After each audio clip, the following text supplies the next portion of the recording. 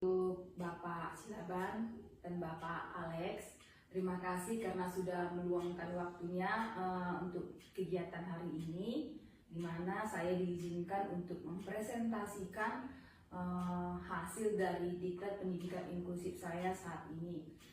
Jadi di sini yang akan saya paparkan adalah mengenai yang namanya manajemen kelas inklusif di sekolah reguler, mengubah bukti penelitian menjadi praktik kelas nyata. Adapun dasar saya melakukan presentasi ini karena terkadang di kelas reguler yang kita masuki setiap harinya itu ada saja ya anak ya yang sehari-harinya itu sedang berjuang untuk belajar, bukan karena kondisi anak itu malas atau kondisi anak itu tidak mau belajar begitu, tapi dia sedang berusaha untuk memahami apa yang disampaikan oleh gurunya setiap hari begitu. Dan mereka lah tergolong ke dalam anak yang berkebutuhan khusus dalam kelas reguler atau kelas inklusi ya. Tapi sering sekali anak-anak seperti ini tidak menerima perlakuan yang sesuai dengan kebutuhannya, karena mereka merasa ada diskriminasi dengan mereka begitu. Jadi anak-anak seperti inilah yang akan kita bahas nanti di materi ini. Kemudian jadi izinkan saya ya sebagai rekan Bapak Guru di sekolah untuk memaparkan presentasi saya kurang lebih untuk 10 menit waktu Bapak semua.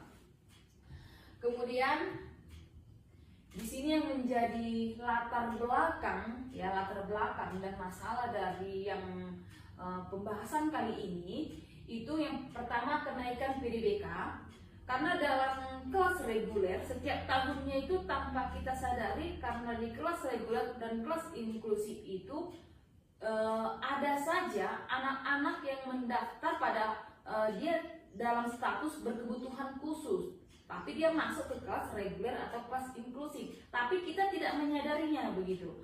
Kemudian resiko diskriminasi ini sering sekali terjadi di kelas yang sekarang ini kita masuki untuk Pak Alex dan Pak Laban di sini, yang mana dalam kondisi kelas itu siswa ini merasa disisihkan ya. Ketika siswa merasa disisihkan, dia akan mengalami namanya mentalnya itu down ya begitu. Kemudian guru tidak menyadari hal tersebut begitu. Kemudian kebutuhan guru kelas reguler memerlukan acuan manajemen kelas yang valid secara ilmiah sekaligus taktis dan adaptif untuk diterapkan secara langsung ya. Jadi kita ketika mengajar dalam satu kelas reguler, tanpa kita pungkiri kita butuh referensi. Referensi untuk apa? Untuk menangani anak PDBK ini yang dianya sudah ada di referensi yang bisa kita gunakan ke kelas yang kita masuki begitu. Kemudian tujuan dari sosialisasi yang pertama mengidentifikasikan alur data, yang mana dalam hal ini memetakan proses sistematis dalam merencanakan, mengumpulkan, menganalisis, dan membagikan bukti ilmiah untuk mempengaruhi perubahan sekolah. Jadi ketika ada misalkan data kita peroleh, ini bisa kita gunakan sebagai referensi untuk yang namanya apa? Melakukan perubahan di sekolah untuk menjadi yang lebih baik lagi. Kemudian evaluasi sumber bukti, menyajikan tinjauan objektif mengenai kekuatan dan keterbatasan dua jenis dokumen penelitian terkait pendidikan inklusif. Yang ketiga, rekomendasi praktis, memberikan contoh intervensi taktis operasional harian yang ramah anak di kelas umum. Jadi di sini nanti ada hal-hal apa saja yang bisa kita gunakan di kelas umum ketika kita mengajar begitu. Kemudian dalam literatur abu-abu yang ada yang sudah saya baca sebelumnya, di sini ada pertanyaan yang bisa kita ajukan begitu. Yang pertama, apa strategi manajemen kelas yang efektif untuk menghindarkan peserta didik berkebutuhan khusus atau PDBK dari diskriminasi dalam pembelajaran harian? Apa saja itu? Nanti kita akan bahas di sini. Yang kedua, bagaimana menyelaraskan tren manajemen inklusif makro global dengan kebutuhan operasional mikro harian guru di kelas secara seimbang. Jadi kan sekarang ada banyak penelitian begitu. Kemudian hal-hal apa saja yang bisa kita adopsi begitu untuk kebutuhan kita di kelas, ya, sehingga terjadi namanya suatu keseimbangan. Kemudian urutan proses pengolahan bukti. Untuk ini ada beberapa urutan. Yang pertama, merencanakan, ya. Untuk merencanakan itu menentukan fokus masalah berupa manajemen fisik dan akademis kelas inklusif. Jadi kita rencanakan dulu untuk menentukan fokus masalah. Masalahnya itu apa aja dalam kelas itu, ya. Apa masalahnya aja. Setelah kita dapat masalah yang kita rencanakan, kemudian mengumpulkan, mengakses database jurnal atau Scopus dari Sinta Bisa dan memantau rilis publikasi organisasi pelaksana inklusi. Kita kumpulkan dia bukti-bukti atau penelitian yang sudah ada, itu bisa kita ambil dari beberapa jurnal, ini sudah tertulis. Yang ketiga, menganalisis, mengkritik metodologi, bias, serta tingkat aplikabilitas temuan riset. Jadi ketika ada suatu penelitian, kita nggak bisa langsung semena-mena langsung mengadopsi begitu saja. Tapi kita harus wajib mengkritisi dan menganalisis apa bentuk dari penelitian itu, metodologinya apa yang dipakai, sesuaikah dengan kita. Kemudian ada nggak bias dalam penelitian tersebut? Karena terkadang penelitian itu menimbulkan atau ada namanya bias tanpa kita sadari, kan begitu. Kemudian menyampaikan, mensosialisasikan temuan secara persuasif kepada rekan kerja sejawat untuk berkolaborasi. Ini misalkan saya dapat referensi dari literatur abu-abu begitu kan.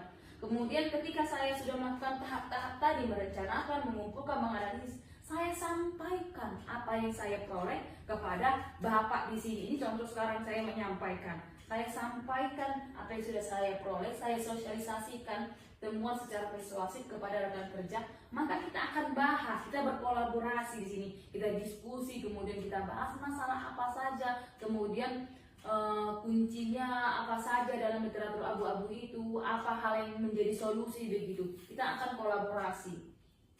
Alur kerja berkelanjutan. Siklus ini memastikan data yang digunakan teruji dan berdampak nyata bagi siswa. Jadi artinya ketika ada suatu bukti atau suatu literatur yang kita peroleh, kita harus berpikir bahwasanya ini ada manfaatnya kepada siswa. Nah, jadi tidak hanya membaca literatur tanpa ada tahu kita dampaknya begitu. Kemudian metodologi identifikasi artikel. Yang pertama, bukti akademik makro. Tinjauan sistematis atau systematic review yang menguji, memfilter dan mensintesis data dari puluhan riset primer global. Yang kedua, bukti praktis mikro. Literatur abu-abu atau grey literatur yang merekam situasi real di lapangan tanpa sensor filter akademik komersial. Jadi sering sekali di literatur abu-abu ini ada suatu peristiwa misalkan dalam satu sekolah, maka dibuat dia suatu telaahnya begitu, ya. Kemudian dibuat dalam telaahnya, itu dikatakan di sini merekam situasi real di lapangan, memang yang benar-benar terjadi di lapangan begitu, tanpa ada ditambah-tambahin atau dikarang begitu. Yang pertama, artikel pertama untuk literatur abu-abu atau grey literatur, penerapan manajemen kelas yang tepat, hindarkan peserta didik berkebutuhan khusus dari diskriminasi dalam pembelajaran. Ya, ini sesuai dengan apa yang saya bahas sebelumnya. Ini saya dapat dari admin Wahana Inklusif Indonesia 2024 yang ada di pelatihan saya saat ini. Kemudian saluran publikasinya diterbitkan secara mandiri di luar penerbit komersial atau institusi akademik, dipublikasikan di situs resmi. Dan kontrol kualitasnya, beberapa laporan rilis ilmiah yang hasil diskusi kolaborasi bersama BRIN tanpa melalui eksternal peer review formal yang ketat.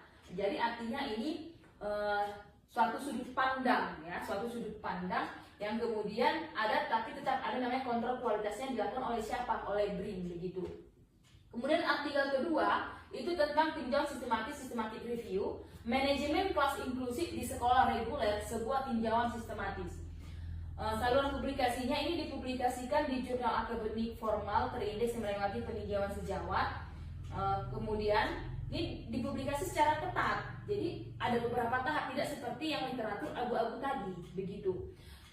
Metodologi pengumpulannya, pengumpulan data sekunder yang struktur, transparan, dan dapat direplikasikan dengan kriteria inklusi dan eksklusi yang presisi dari pangkalan data riset Sinta atau Scopus. Artinya ini ditinjau oleh beberapa ahli begitu, sehingga dia bisa dikatakan lebih terpercaya begitu. Kemudian dari artikel pertama tadi, ya yang dari wahana tadi, itu apa kekuatannya ya dari literatur abu-abu tadi? Kontekstual dan aktual, menyajikan refleksi tantangan lapangan yang sangat segar dan sesuai dinamika sosio-kultural daerah lokal terkini. Artinya memang nyata terjadi, ya. Artinya memang ketika penulis buat artikel tersebut itu memang yang terjadi di suatu tempat, di suatu lembaga, begitu, bukan karena suatu karangan. Kemudian sangat praktis, rekomendasinya sangat konkret seperti taktik pencahayaan, arah posisi duduk, tata letak atau tata letak alat bantu harian, sehingga dapat langsung diimplementasikan guru. Jadi dalam literatur abu-abu yang pertama tadi saya sebutkan tadi, ada dia suatu saran yang bisa kita implementasikan di kelas ketika menghadapi atau kita memiliki siswa PDDK begitu. Apa saja yang kita artinya langsung mempraktekkannya pun bisa tanpa harus kita rumit begitu. Kemudian bahasa membumi ditulis tanpa menggunakan jargon akademis yang berat, ramah untuk dipahami guru praktisi di lapangan. Artinya kan terkadang bahasa yang terlalu akademis atau terlalu rumit ketika kita membaca literatur abu-abu membuat kita pusing kepala sendiri. Tapi ketika ada bahasa yang memang sehari-hari kita pakai, itu akan lebih mudah kita pahami dan kita mengerti. Itulah kalau dalam kekuatan dalam kita membaca di literatur abu-abu begitu. Kemudian tapi dalam literatur abu-abu dia tetap punya keterbatasan, ya. Tadi kalau kita bicara tentang kekuatan, di sini keterbatasan. Yang pertama, metodologi kurang mendalam. Karena ini kan dia tidak seperti yang tadi secara sistematis, dia hanya menggunakan tidak mencantumkan transparansi kriteria penyaringan karakteristik profil peserta didik yang dilibatkan. Artinya dia hanya menyampaikan ini PDDK, tapi tidak ada profil bagaimana kondisi anak. Itu bahasanya lebih sederhana begitu.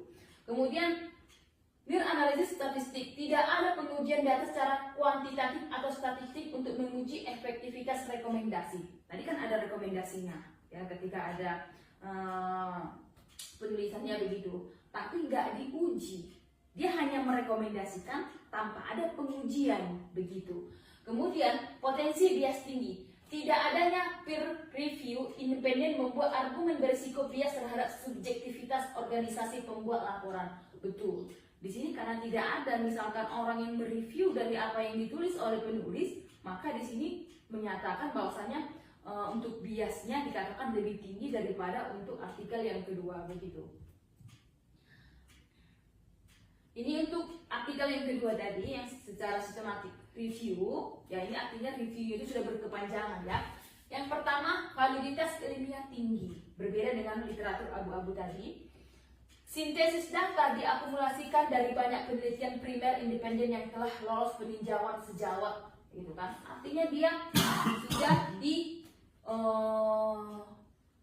sudah dibaca oleh misalkan beberapa orang yang memang ahli begitu. Kemudian generalisasi luar, mampu memberikan pandangan komprehensif skala makro mengenai strategi inklusi yang teruji efektif di berbagai institusi sekolah reguler. Dan yang terakhir, bebas bias personal. Penggunaan metode review yang terstruktur meminimalkan pengaruh bias subjektif dari satu atau dua penelitinya. Ya, artinya bias itu lebih kecil daripada yang literatur abu-abu. Tapi dia tetap punya keterbatasan sama seperti literatur abu-abu tadi. Apa saja itu? Yang pertama, dia terlalu abstrak, terlalu konseptual. Terkadang ketika kita membaca ini kan pembahasan didominasi oleh tataran teori makro dan analisis regulasi, kurang menjangkau aktivitas taktis di dalam kelas. Artinya di dalam kelas itu sangat masih konseptual begitu, sulit masih dicerna. Kemudian kesenjangan aplikatif, kebijakan inklusif yang disimpulkan dari studi internasional belum tentu kompatibel dengan fasilitas dengan anggaran sekolah daerah setempat. Artinya, ini kan bicara ini kan ditinjau secara internasional. Tapi ketika masuk ke daerah suatu daerah belum tentu dia sama, kan begitu kan? Jadi kita bijak-bijak juga melihat mana yang sesuai. Yang ketiga, minim panduan operasional. Guru tidak mendapatkan langkah operasional bagaimana cara melatih siswa dengan jenis disabilitas tertentu secara langsung, ya. Kemudian di sini sikap dan tingkat keyakinan praktis. Tingkat keyakinan, ya, sangat yakin, ya. High confidence. Dengan syarat mutlak, kedua jenis bukti riset wajib diimplementasikan secara simultan atau bersama-sama. Kemudian saling mengisi celah. Tinjauan sistematis memadu kita secara konseptual peta arah besar, sementara literatur abu-abu memadukan kita secara teknis fisik harian di kelas nyata. Kalau tadi kan ada dua, kalau di literatur abu-abu dia memadukan secara teknis fisik harian di kelas nyata karena memang betul-betul yang terjadi. Kemudian keseimbangan bukti, menghubungkan riset akademik makro dengan taktis mikro di sekolah adalah kunci penciptaan sekolah inklusi yang bebas hambatan. Ini masuk kita ke strategi implementasi simultan di sekolah. Di sini ada dimensi penerapannya. Kalau dia jangka panjang, kontribusi tinjauan sistematisnya bagaimana? Kemudian kontribusi literatur abu-abunya bagaimana? Kita lihat dulu ke yang jangka panjang. Menjadi landasan teoritis konseptual yang kuat dalam menyusun rencana pembelajaran mendalam RPM di sekolah. Jadi kita bisa di jangka panjang kita pakai yang kontribusi tinjauan sistematis. Kita bisa rancang.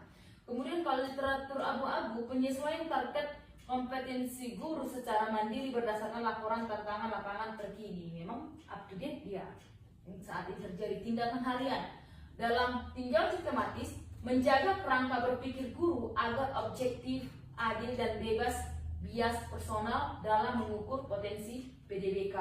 Dalam kontribusi literatur abu-abu, panduan operasional menata letak ruang belajar fisik dan alat bantu agar aman, adaptif serta langsung siap digunakan. Itu kalau kita strategi implementasi simultan di sekolah kita gunakan. Kemudian dampak praktik akomodasi fisik di kelas. Yang pertama, hal-hal yang paling sederhana terkadang kita lupa. Kan sering sekali kita membuat anak karena si anak contohnya dia ini ribut, udah kita buat aja dia di belakang, kita sisihkan. Tapi sebenarnya tanpa kita sadari kita sudah mendiskriminasi anak tersebut. Karena di kelas itu kan banyak anak itu memiliki karakter yang berbeda-beda atau beragam. Contohnya ini hal yang paling sederhana, posisi duduk. Menempatkan PDBK dengan hambatan atensi atau pendengaran dekat meja guru dan menjauhi area bising atau pintu atau jendela.